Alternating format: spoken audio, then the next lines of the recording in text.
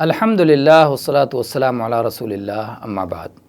جب آپ کسی کے گھر تشریف لے جائیں اور گھر کی مجلس میں بیٹھیں تو اس کی اجازت کے بغیر واپس نہ ہوں، اجازت لے کر کے ہی مجلس سے اٹھیں۔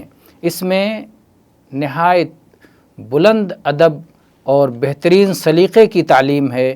جس طرح سے گھر میں داخل ہوتے ہوئے، مجلس میں داخل ہوتے ہوئے اجازت لینے کی ضرورت ہے، ایسے ہی گھر سے نکلتے ہوئے اور مجلس سے واپس ہوتے ہوئے بھی اجازت لینے کی ضرورت ہے، تاکہ کہیں ایسا نہ ہو کہ نکلتے ہوئے کسی ایسی چیز پر نظر پڑ جائے جس پر نظر پڑنا غیر مناسب تھا۔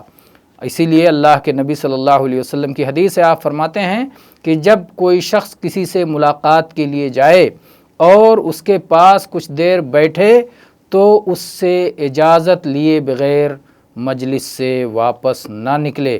یہ حدیث سنن ابی داؤد میں ہے اور اسی طرح سے ادب مفرد میں بھی یہ حدیث ہے۔